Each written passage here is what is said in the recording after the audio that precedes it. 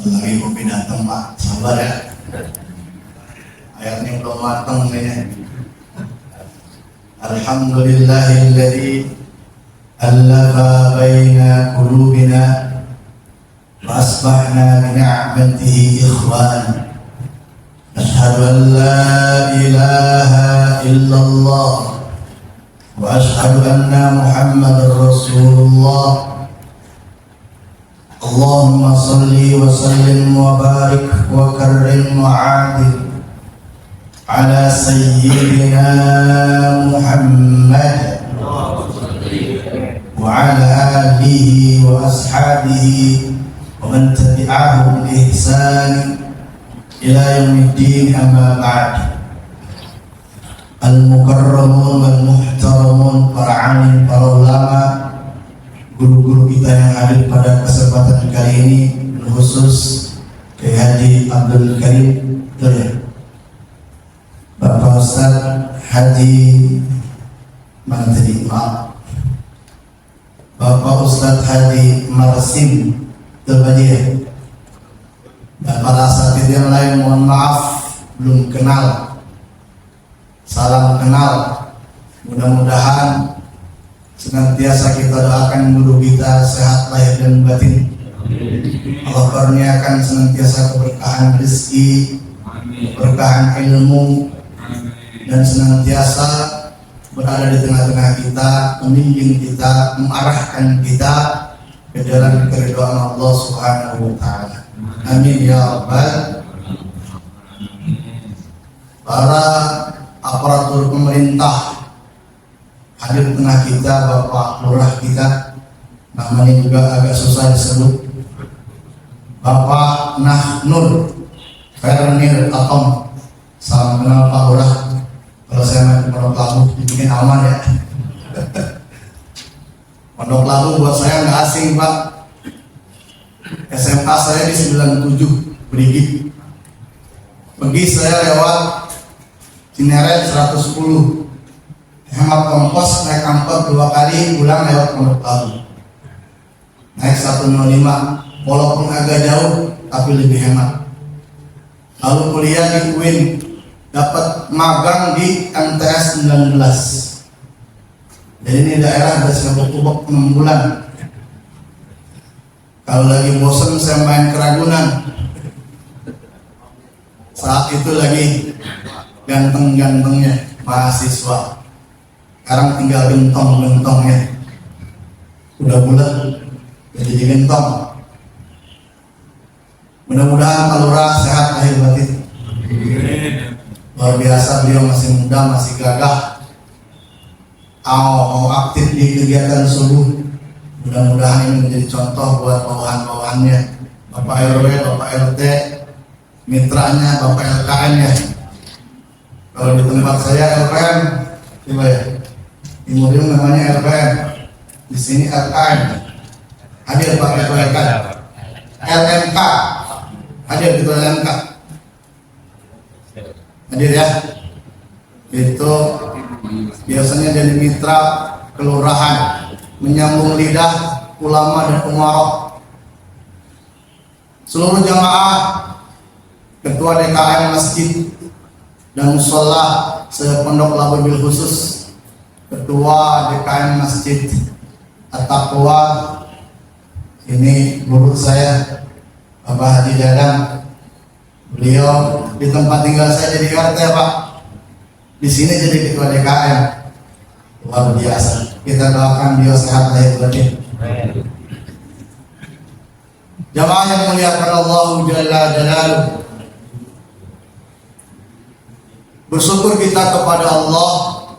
Di antara sekian banyak manusia, Allah pilih kita, Allah jadikan kita hari ini berkumpul di masjid yang mulia ini. Kalau bahasa guru saya bilang, antum khiyar min khiyar, diperas ini jadinya. Sepondok Labu ada berapa orang? Orang ada 2 juta, 3 juta, 58.000, 60.000, diperas ini Khiyar min khiyar, kata guru saya. Ini udah santannya, udah hujan, gelap. Siapa yang mau? Kalau bukan infiru khifafan wa thiqalan. Kalau bukan itu alasan kita, kalau bukan Allah yang menggerakkan kita, subhanallah, nggak sanggup kita jalan, Pak. Betul. Kita udah bangun malam. Ada sebagian di antara kita yang udah sholat qiyamul lail, tahajud. Kemudian berangkat sampai di sini, melangkahkan kaki ke dalam masjid, berdoa dengan kaki kanan. Apa doanya, Pak? Allahumma barik lana bima razaqtana. Madam doanya apa? Allahumma ftahli abwaba rahmatik. Kemarin di subuh keliling saya di meruyung dibahas tentang abwaba rahmatik. Kata Kiai, rahmatik di situ 3 makna. Pertama, maghfirah, ampunan Allah. Begitu kita masuk, niatin, Pak, kaki kanan kita masuk ke dalam masjid, Allahumma gfirli, Allahumma gfir lana, ampuni saya, ampuni seluruh keluarga saya. Rahmat yang pertama, yang kedua, rahmat yang dimaksud rahmatik adalah al-hidayah, yaitu sesuatu yang kita pinta 17 kali, wajib kita pinta minimal 17 kali. Ihdinas siratal mustaqim. Kata Nabi, nanti saya di zaman akan datang satu zaman, orang pagi beriman, sorenya jadi sorenya beriman, paginya jadi itu hidayah. Hidayah hari ini begitu gampang, Pak, terlepas. Subhanallah. Beberapa daerah saudara-saudara kita diiming-imingi dengan sebungkus mie instan, itu bisa pindah agamanya. Bahkan para selebriti kita, masih ingat, Pak, pemain ayat-ayat cinta, pindah agama cuma gara-gara nikah dengan laki-laki pilihannya yang beda agama. Gampang sekali. Maka begitu kita melangkah ke masjid, Allahumma hdinas siratal mustaqim. Yang ketiga, pertama apa tadi?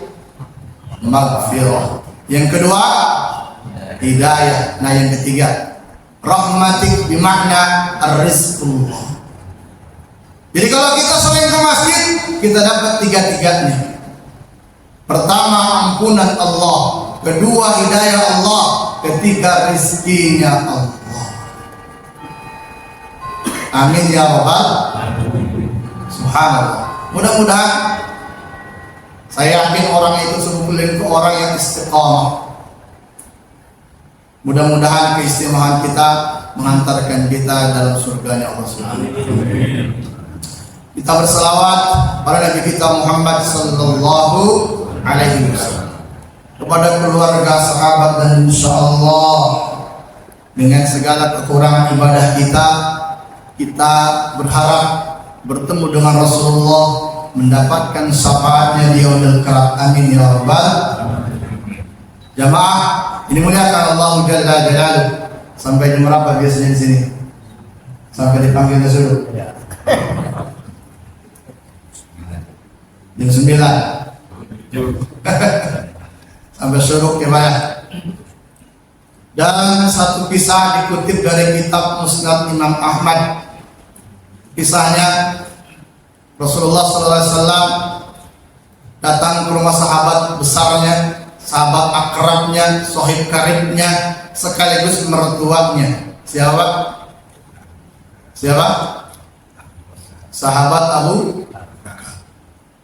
Rasulullah sampai ke rumahnya sebagai sahabat, sebagai menantu, ngobrol masalah umat, masalah keluarga. Tiba-tiba datang seorang Arab Baduy. Begitu datang, memprovokasi Abu Bakar. Provokasinya dengan cacian, dengan makian, sumpah serapah, ngata-ngatain Abu Bakar, macam-macam kata-katanya. Tapi Abu Bakar tidak merespon sedikit pun. Kagak ngendai di sini ngerti? Paham ya? Sesama lidah Depok dan Jakarta. Kagak ngendain. Dia tetap mesra sama mertuanya, dia dengan mantunya, dia tetap ngobrol serius, menatap wajah menantunya yang sangat indah. Maka Rasulullah Sallallahu Alaihi Wasallam membalas perlakuan Abu Bakar dengan senyuman Rasulullah yang sangat indah. Rupanya Arab Badui tadi tidak berhenti, Pak. Dia coba lagi provokasi lagi. Dia kata-katai Abu Bakar, dia sumpah serapah Abu Bakar. Abu Bakar tidak meresponnya untuk yang kedua kali. Rasulullah untuk yang kedua kalinya memberikan senyuman terindah yang mudah-mudahan kita semua bisa melihat senyum indah itu kelak sembari Rasulullah mengabsen umatnya di Telaga Kautsar dan kita mendapatkan seteguk Telaga Kautsar. Amin ya Rabbal. Tapi ternyata Arab Badui tersebut, Pak, nggak berhenti. Saat di ketiga kalinya benar-benar sudah sumpah serapah yang keluar, rasa sisi kemanusiaan Abu Bakar pun muncul. Dia diri, dia meninggalkan Rasulullah, dia adepin itu Arab. Lo cek agak sini kayaknya. Lalu dia adepin itu Arab Badui, dia merespon dengan hal yang sama, Pak. Mencoba untuk menenangkan Arab Badui tersebut, tapi rupanya apa? Rasulullah pergi. Rasulullah pergi meninggalkan Abu Bakar, keluar rumahnya. Abu Bakar sadar, subhanallah, mantuku pergi. Dia tinggalkan Arab Badui, dia keluar. Rasulullah sudah ada di hadapan atau di halaman rumah Abu Bakar. Ya Rasulullah, sebentar. Saya minta maaf ya Rasulullah. Saya sadar saya salah. Dengarkan jawaban Rasulullah. Dengarkan dengan iman. Apa kata Rasulullah? Wahai sahabatku, mertuaku, saat engkau tidak merespon cacian makian orang Arab Badui itu, aku melihat malaikat-malaikat rahmat itu datang menghampirimu satu persatu. Kedua kali engkau tidak merespon, makin banyak malaikat-malaikat rahmat Allah ada di sekitarmu. Maka aku sangat senang melihat itu dan aku tersenyum kepadamu.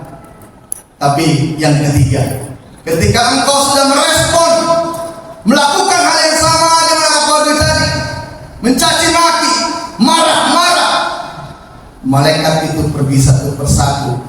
Datanglah syaitan di sisimu, dan ketahuilah aku tidak suka bersama dengan syaitan. Maka Rasulullah pergi meninggalkan Abu Bakar. Tidak ada senyum. Rasulullah langsung meninggalkan Abu Bakar. Jamaah yang dimuliakan Allah Jalla Jalaluhu. Kisah singkat ini banyak banget ibrah, banyak banget cerita yang bisa kita ambil hikmahnya. Tapi ada dua pertanyaan ini, Bang. Pertama, dari kuota kehidupan kita kan masing-masing punya kuota kehidupan. Kalau internet kan 30 giga, 80 giga, sama usia kita ada kuotanya. Paling sepuh berapa di sini? Ada 90? Ada? Nggak ada. Oh, nggak ada. 85 masih ada? 80 ada? 70? Masya. Berarti kuotanya udah lebih dari 63. Udah banyak bonusnya. Kalau saya belum tahu yang kagak. Kuota kehidupan kita hari ini, kalau saya 40 tahun lebih, selama 40 tahun lebih saya hidup di dunia, lebih banyak kemana?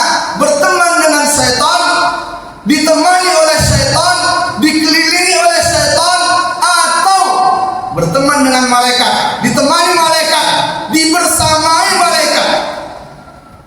Lebih sering mana? Jawab di hati masing-masing. Pertanyaan kedua, emang benar malaikat itu bisa turun ke bumi, ada di sekitar kita. Yakin nggak Pak? Yakin nggak? Buktinya korupsi makin banyak. Subhanallah, kemarin saya baca berita Pak, menyedihkan sekali. Ada seorang perempuan, wanita parubaya, punya anak gadis, pacaran, lalu dia demen sama pacar anaknya. Udah demen, dia bilang saking demennya sama pacarnya anaknya itu, saya serahkan anak saya, silakan kalian berjumpa dan saya videokan. Subhanallah. Kalau gitu percaya malaikat nggak? Boro-boro. Sekarang kita jawab pertanyaan itu. Benar malaikat itu ada di tengah kita, bisa turun ke bumi ini? Dalil pertama, ayatnya sudah sangat kita hafal. Setiap Ramadan kita baca, Inna anzalnahu fi lailatul qadr wa ma adraka ma lailatul qadr lailatul qadri khairun min alfi syahr tanazzalul malaikati war-ruh. Saat Lailatul Qadar itu Pak, menurut tafsirnya itu para malaikat dari langit berebutan turun ke bumi, berjumlah turun ke bumi. Bukan hanya malaikat, tetapi di sampingnya ada kata-kata war-ruh. Jenderalnya malaikat pun turun pada saat Lailatul Qadar. Apa yang mereka? Mereka mencari orang-orang yang menghidupkan Lailatul Qadar. Kalau ada orang lagi tahajud, dia temenin. Kalau ada orang lagi tilawah, dia temenin. Kalau ada orang lagi zikir, dia temenin. Salamun ya hatta matla'il fajr. Dia temenin dan dia doain selamat, sejahtera, damai sampai terbit fajar. Makanya orang kalau dapat Lailatul Qadar luar biasa. Karena semalaman suntuk dia ditemani malaikat-malaikat Allah. Percaya apa? Kudu percaya. Ini Allah yang menyampaikan. Dalil kedua, ada satu peristiwa besar dalam sejarah Islam, perang pertama. Perang apa namanya? Perang apa namanya? Perang Badar. Salawatnya kan kita udah hafal ya. Salatullah, salamullah ala Taha Rasulillah. Salatullah, salamullah ala Yasin Habibillah. Emang kalau nyarap begini lemes. Dengerin beda. Selamat Badar, perang Badar itu Pak, perang yang tidak pernah direncanakan, perang yang tidak pernah diinginkan. Kenapa? Karena Rasul tahu sahabat dan para kaum muslimin saat itu nggak pernah latihan perang, nggak punya pengalaman perang, pasukan masih sedikit, nggak punya peralatan perang yang banyak. Di sisi lain sebelahnya kafir Quraisy itu udah sering berperang, udah pasti sering latihan perang, perlengkapan perangnya lengkap. Di atas kertas Persija melawan Argentina, kira-kira mana-mana? Persija melawan Argentina mana-mana? Udah pasti seluruh komentator TV, bahkan orang yang nggak ngerti TV bola bilang Argentina pasti menang. Kagak mungkin 1-0. Berapa kosong biasanya? Itu di atas kertas Rasulullah lihat kaum muslimin gak bakal menang, kalah pasti. Rasulullah melakukan yang namanya istighosah. Semalaman suntuk Rasulullah ibadah, dia merajuk Allah, dia sholat, dia berdoa sampai doanya yang kita kenal doa mengancam. Apa doanya? Kata Rasulullah, ya Allah, ini semua asabiqun al-awwalun. Kalau mereka mati dalam peperangan ini, maka dipastikan tidak akan ada lagi yang menyembah engkau. Seakan-akan mengancam begitu. Maka istighosah itu dicatat oleh Allah dalam Anfal. Ittastaghithuna rabbakum fastajaba lakum bi alfin minal malaikati murdifin. Rasulullah ibadah semalaman suntuk Pak, nggak tidur, merayu Allah. Ya Allah, menangin saya besok, menangin kaum muslimin besok.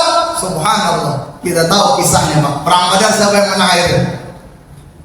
Bahkan menumbangkan satu orang kafir. Siapa?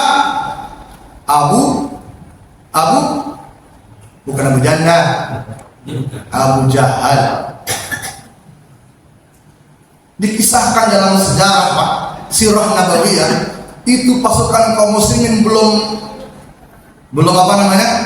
menebas, itu kepala kaum kafir sudah tumbang duluan. Dan kata-kata dalam Al-Quran di alfin murdifin, jadi ribuan malaikat yang terus-menerus turun. Jadi pertama 1000 dalam tafsir yang lain dikatakan biar orang kafir melihat, bola tentaranya banyak, datang lagi 1000, datang lagi 1000 sampai 3000, bahkan ada yang mengatakan sampai 5000.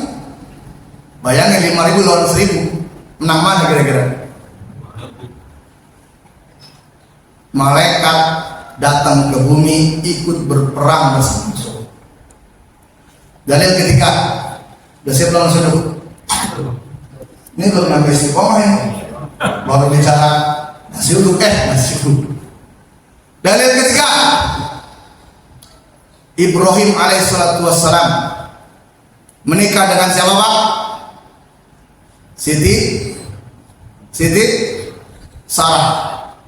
Cantiknya luar biasa. Tapi di balik kecantikannya Allah uji Ibrahim, enggak punya, berpuluh tahun sudah gitu ya. Lama banget dia punya nikah Pak. Cantik tapi enggak dikasih anak. Sampai satu ketika ketemu raja yang demen bini-bini orang. Ditangkaplah Ibrahim sama Sarah. Sarah ditangkap. Lalu Sarah berdoa, lumpuhlah seketika raja itu, berdoa lagi, lumpuh lagi, dan seterusnya kita itu. Maka saking takutnya raja itu menghadiahkan Sarah dan Ibrahim satu budaknya, satu orang suruhannya bernama Siti Hajar. Siti Hajar dikasih. Lama kelamaan Siti Sarah udah pengen banget punya anak. Udahlah, saya ikhlaskan Ibrahim berpoligami. Pengen nggak punya bini kayak gini Pak? Pengen nggak punya bini kayak gini? Kalau Pak Lurah bisa, bininya banyak. Kalau kita mau jangan macam-macam lah. Aku kagak bakalan habis. Benar Pak Jadang? Aku udah tinggal mulu dia. Sarah nggak punya anak, lalu Hajar punya anak. Begitu Hajar lahiran, Sarah berdengung, minta kepada Allah, ya Allah, enak banget punya anak, usianya udah 60 tahun lebih. Udah, kalau kita bilang apa sini? Menopause, nenek-nenek. Subhanallah. Pak, pintanya dia dijawab dengan apa? Malam-malam datang 2 orang laki-laki, ngucapin salam untuk pintu. Assalamualaikum. Tuan rumahnya sang ayah Ibrahim alaihissalatu wassalam. Dia tahu sangat memuliakan tamu. Dia bukakan pintu, dia ucapin salam. Begitu dia lihat ada orang asing dan ucapin salam, husnuzonnya tinggi. Dan orang Arab kalau ada tamu datang sopan itu wajib dijamu. Maka dia persilakan duduk tamu itu 2 orang, dia ke belakang. Tidak lama dia siapkan sajian enak. Sapi muda, bukan kami muda. Sapi muda, bukan daun muda, bukan janda muda. Sapi muda dibikin gulai, disajikan. Nah, begitu disajikan ternyata tidak disentuh sedikit pun. Mulailah Ibrahim merasa takut. Atau orang-orang Arab jahiliyah Pak, kalau ada tamu kagak mau makan, ini tandanya tamu niat jahat. Maka Ibrahim mukanya pucat. Ibrahim ketakutan. Waduh, ini orang jahat nih, nggak mau makan.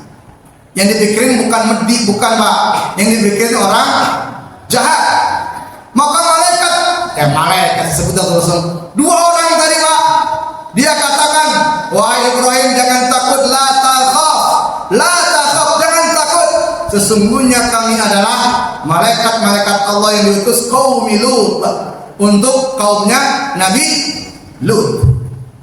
Jadi dia sebelum menghancurkan kaum Sodom yang kerjaannya sodomi, kerjaannya gay, lesbian, kaum Nabi Lut dia mampir ke rumah Nabi Ibrahim. Ngapain dia? Ngasih kabar Siti Sarah bahwa Anda akan punya anak. Siapa nama anaknya? Siapa? Ismail dari siapa? Dari siapa Ismail? Dari Siti Hajar. Benar tadi di belakang siapa? Aku kan. Ishak.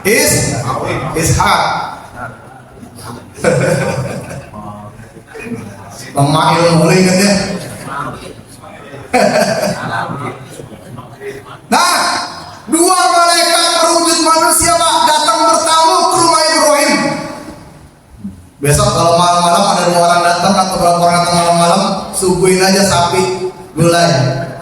Kalau dia kagak mengadang berarti itu siapa berarti? Malaikat membentuk. Cukup nggak 3 dalil? Satu lagi dan terakhir, 4 dalil. Rasulullah lagi majlis salim bersama para sahabat. Tiba-tiba datang Pak, laki-laki wajahnya asing, tapi rambutnya rapi, bajunya sangat rapi. Duduk, begitu duduk nggak tanggung-tanggung, langsung ketemu Rasulullah, lutut bertemu lutut. Ini orang pada bingung semua sahabat, siapa nih orang? Songong banget. Mengucapkan salam langsung ketemu Rasul, lutut ketemu lutut Pak. Langsung dia katakan, akhbirni anil Islam, akhbirni anil iman, akhbirni anil ihsan, wa akhbirni anis sa'ah. Kita tahu hadis ini ya. Hadis pertama, hadis kedua, arba'in, tentang iman, tentang Islam, tentang ihsan dan tentang tanda-tanda hari kiamat. Selesai itu Pak, dia pergi, laki-laki itu. Kata Rasulullah bertanya kepada para sahabat, terutama Umar, wahai Umar, tahu nggak siapa tadi yang datang? Siapa yang datang? Kata Umar, Allah wa Rasul a'lam. Hanya Allah dan Rasulnya yang tahu. Kata Rasulullah, wa huwal Jibril. Dialah Jibril, datang kepada kita, mengajarkan kepada kita tentang iman, tentang Islam, tentang ihsan, tentang kiamat. Malaikat Pak, sahabat bisa lihat, sahabat bisa dengar. Malaikat Pak. Jadi gak perlu ragu lagi, malaikat bisa datang di tengah kita, berada di sekitar kita, datang ke rumah kita. Jangan ragu lagi. Sebab itu rukun iman setelah Allah adalah percaya kepada malaikat.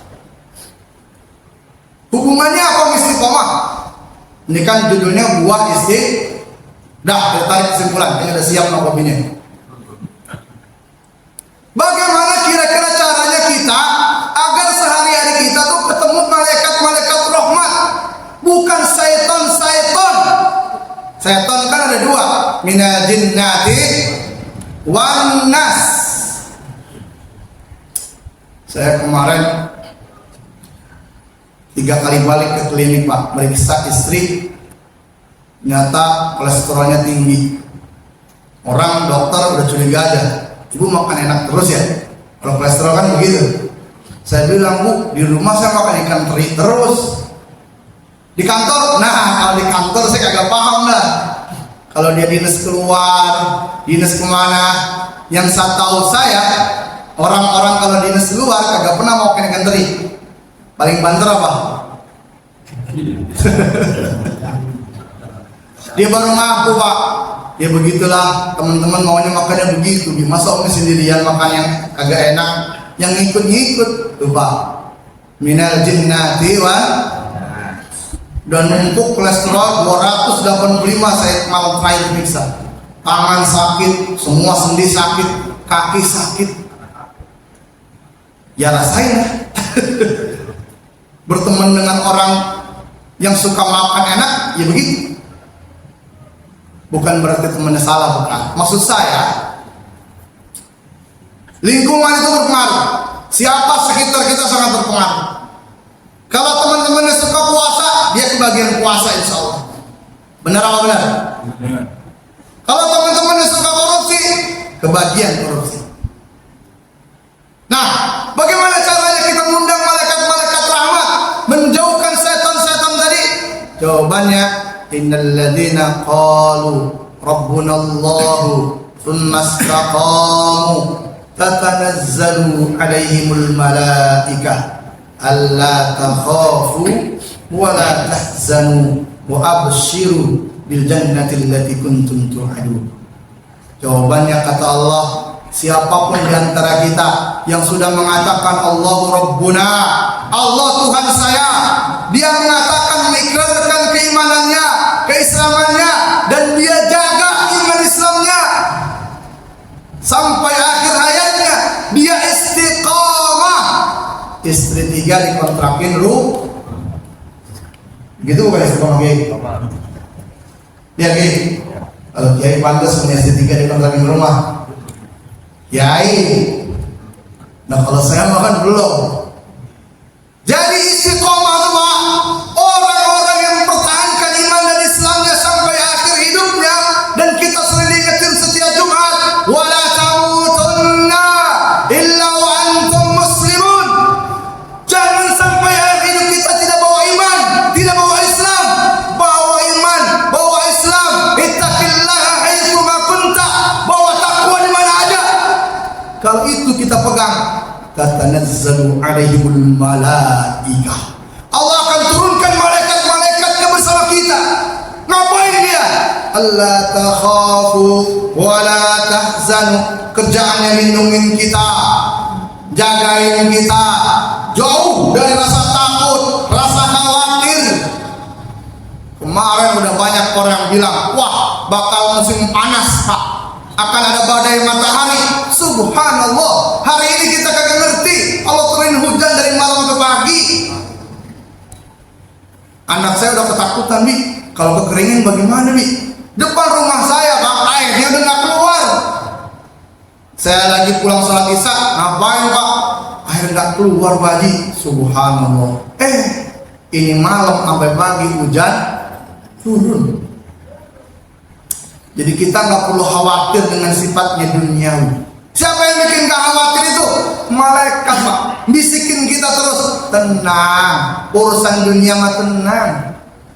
Begitu kira-kira. Paham? Kalau masih gerungsum dalam hati kita, masih apa namanya bahasa orang sini? Ngiat tetangga punya mobil masih gundar, ngiat tetangga kayak haji gundar. Nah itu belum ada malaikat-malaikat di sekitar kita berarti. Yang bisikin kebaikan-kebaikan, sabar, sabar. Tapi yang ada setan, manas-manasin. Emang dia mau begitu kan? Dari mana begitu? Nah itu Pak. Semakin banyak malaikat-malaikat yang ada di sekitar kita, insya Allah ujung-ujungnya wa absiru bil jannati allati kuntum tu'adun. Seringnya kita bersama malaikat, istiqomah kita, maka insya Allah janji Allah, kabar gembira buat mereka surganya. Amin ya rabbal alamin. Mudah-mudahan kita kebagian dari umat-umat yang istiqomah. Allah jadikan keluarga kita sakinah mawaddah warahmah. Allah jadikan kita orang tua yang penuh teladan. Jadikan anak-anak kita soleh dan solehah. Ada di antara anak kita penghafal Al-Quran. Bihadihnya wa tilkahnya Al-Fatihah. A'udzubillahi Bismillahirrahmanirrahim. Alhamdulillahirabbil alamin arrahmanir rahim maliki yaumiddin. Iyyaka na'budu wa iyyaka nasta'in ihdinas siratal mustaqim. Siratal ladzina an'amta 'alaihim ghairil maghdubi 'alaihim waladdallin. Amin ya rabbal alamin. Allahumma bihaqqil Fatihah wa bismil Fatihah bil mu'jizatil Fatihah wa bil karamatil Fatihah ya Fattah iftah lana abwabal khair أبواب الصحة أبواب العافية أبواب الرزق أبواب الهداية وأبواب النعمة أبواب الجنة. اللهم اغفر لنا ذنوبنا ولوالدينا وارحمنا وارحمهم كما ربونا صغارا، ولجميع المسلمين والمسلمات والمؤمنين والمؤمنات الأحياء منهم والأموات إنك على كل شيء قدير. يا مقلب القلوب ثبت قلوبنا على الدين على طاعتك على الإيمان على الإسلام على الإحسان. ربنا لا تزغ قلوبنا بعد إذ هديتنا وهب لنا من لدنك رحمة وهيئ لنا من أمرنا رشدا. يا الله بها يا الله بها بحسن الخاتمة، يا الله بها يا الله بها بحسن الخاتمة، يا الله بها يا الله بها بحسن الخاتمة.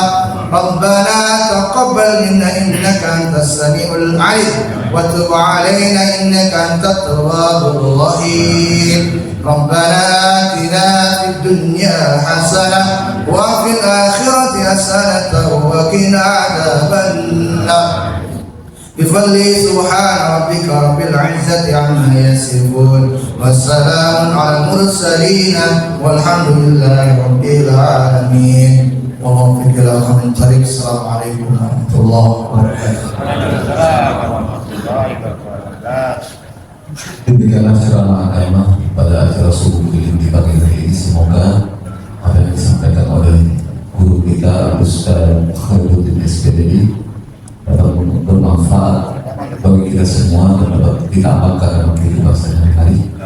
Saya selaku pembawa acara mohon maaf jika dalam rangkaian acara ini terdapat kekhilafan atau kesalahan. Akhirul kalam, wassalamualaikum